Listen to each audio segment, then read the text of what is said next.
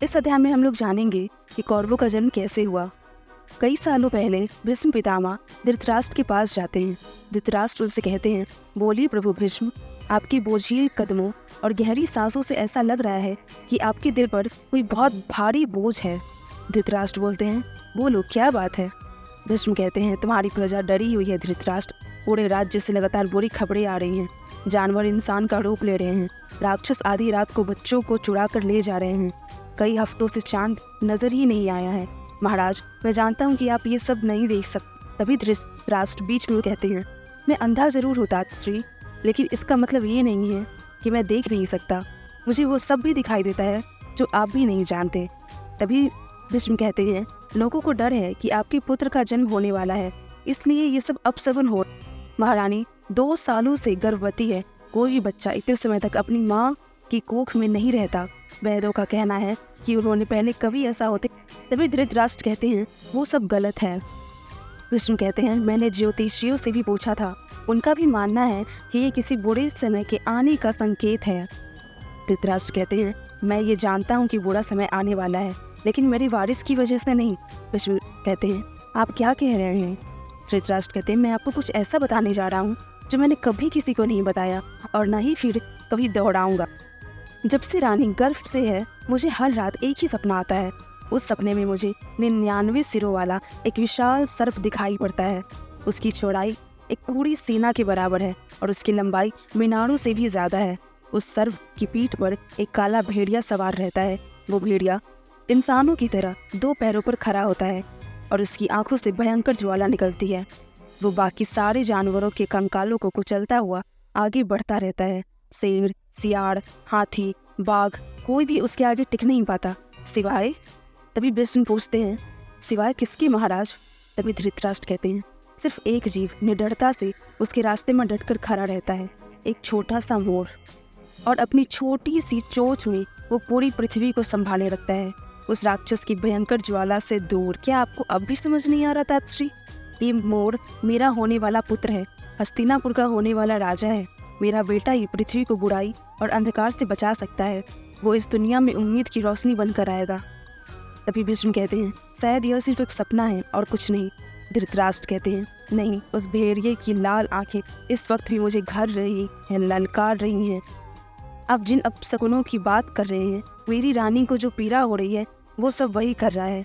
वो दुष्ट भेड़िया मेरे वारिस का जन्म होने से रोकना चाहता है। तभी एक सिपाही आता है और बोलता है, प्रभु, आपको इसी वक्त चलना होगा, राजवैद्य आपको बुला रहे हैं। तभी धृतराष्ट्र घबरा जाते हैं और पूछते हैं, क्या बात है। और फिर उस वैद्य के पास जाते हैं। वैद्य कहते हैं, महाराज धृतराष्ट्र, मुझे लगता है कि हमें अकेले में बात करनी चाहिए। तभी धृतराष्ट्र और घबरा जाते हैं और पूछते हैं, मेरी पत्नी कहाँ है। और वो वैद्य की बात नहीं सुनते हैं। वैद्य चिल्लाता है, हमारी बात सुनिए। धृतराष्ट्र कहते हैं, हटो मेरे रास्ते से। तभी भीष्म कहते हैं, महाराज। तभी भीष्म कहते हैं, ये डरावनी चीज़ क्या है। धृतराष्ट्र पूछते हैं, क्या हुआ, मुझे बताइए तातश्री, आपको क्या दिख रहा है। भीष्म कहते हैं, महाराज वो।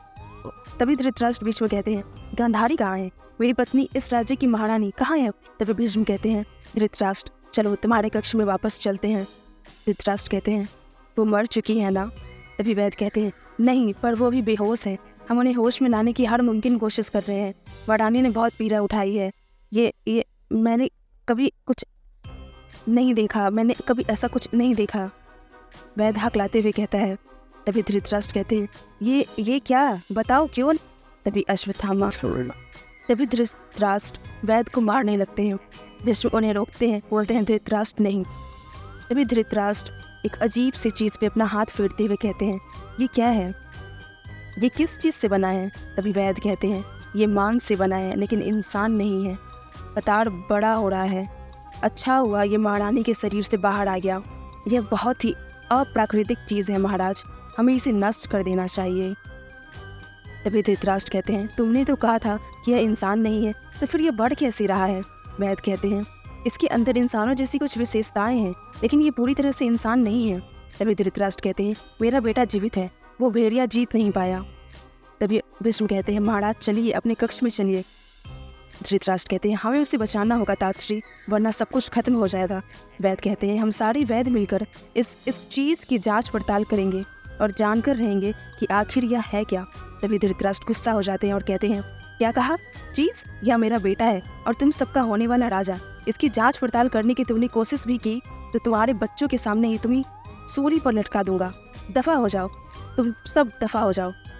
मैं अंधा हूँ, बहरा नहीं हूँ। मुझे तुम सब के बाहर जाते कदमों की आवाज़ आनी चाहिए अभी। उसे भीष्म कहते हैं, महाराज उसे बुलाना पागलपन है। ये जो भी चीज़ है इसका पैदा होना ही गलत है। धृतराष्ट्र कहते हैं, मैं उस काले भेड़िए की दुनिया को तबाह नहीं करने दूंगा। आप मेरी आज्ञा नहीं डाल सकते तातश्री। बोलिए मत, मैं कौन हूँ? उसे बुलाइए अभी। भीष्म कहते हैं, जी महाराज। तभी वो दोनों एक अजीब से दिखने वाले आदमी के पास जाते हैं। वो आदमी कहता है, ओ सूरवीर राजा, अब मैं जो करने जा रहा हूँ उसे वापस पलटा नहीं जा सकता। आप समझ रहे हैं ना? धृतराष्ट्र कहते हैं, हाँ। क्या तुम उसे बचा सकते हो? वो कहता है, जी। आप इस काम की क्या कीमत दे सकते हैं? तभी धृतराष्ट्र कहते हैं, जो तुम मांगो। वो आदमी कहता है, फिर मुझे अपनी तलवार दे दीजिए महाराज। धृतराष्ट्र कहते हैं, लेकिन किस लिए? तभी वो आदमी कहता है, बिना कोई प्रश्न पूछे और बिना किसी शंका के अपनी तलवार मुझे दे दीजिए। भीष्म कहते हैं, धृतराष्ट्र ऐसा मत करो, कोई दूसरा तरीका जरूर होगा। धृतराष्ट्र नहीं सुनते, बोलते हैं, पूरी दुनिया दाव पर लगी है तातश्री। वो आदमी वो तलवार से उस अजीब से दिखने वाली चीज़ को काट देता है। धृतराष्ट्र चिल्लाते हुए कहते हैं, ये तुमने क्या कर दिया? राष्ट्र चिल्लाते हुए कहते हैं, ये तुमने क्या कर दिया? वो आदमी कहता है, 1 से 100 बन जाओ। कई दिन बीत चुके थे महाराज। भीष्म कहते हैं, महाराज आप खुद को इतनी तकलीफ क्यों दे रहे हैं? इन सभी मटकों में मांस के लोथरों के अलावा कुछ नहीं है। धृतराष्ट्र कहते हैं, मौत ही वो मिट्टी है जहाँ से नया जीवन पनपता है। मैं यहाँ अनंत काल तक इंतजार कर सकता हूँ। धृतराष्ट्र पूछते हैं, तातश्री आपको क्या दिख रहा है? मुझे भीष्म कहते हैं, एक लड़का है महाराज, बिल्कुल वैसा जैसा अपने चाह था। काले बाल, गहरी काली आंखें, निर्मल त्वचा, ये बहुत ही प्यारा है पुत्र। मेरे पास आओ। धृतराष्ट्र उसे बुलाते हैं। धृतराष्ट्र उसे गले लगाकर बोलते हैं, मुझे कब से तुम्हारा इंतजार था मेरे नन्हे से मोड़। उस भेड़िए ने बहुत कोशिश की पर तुम्हें रोक नहीं पाया, आगे भी वो तुम्हें कभी रोक नहीं पाएगा। धृतराष्ट्र कहते हैं, तुम में एक राजा बनने की काबिलियत है, तुम में एक राजा जैसी इच्छा शक्ति है। मैं तुम्हारा नाम दुर्योधन रखता हूँ। दुर्योधन जिसका मतलब है हमेशा अजय रहने वाला। भीष्म कहते हैं, बहुत अच्छा नाम है। दुर्योधन की जय हो, आने वाले युग का सबसे अप्रतिम और शक्तिशाली योद्धा। भीष्म कहते हैं। कुछ समय बाद धृतराष्ट्र पूछते हैं, आप क्या देख रहे हैं तातश्री? भीष्म कहते हैं, मैं भविष्य देख रहा हूँ महाराज। धृतराष्ट्र, भविष्य देख रहा हूँ?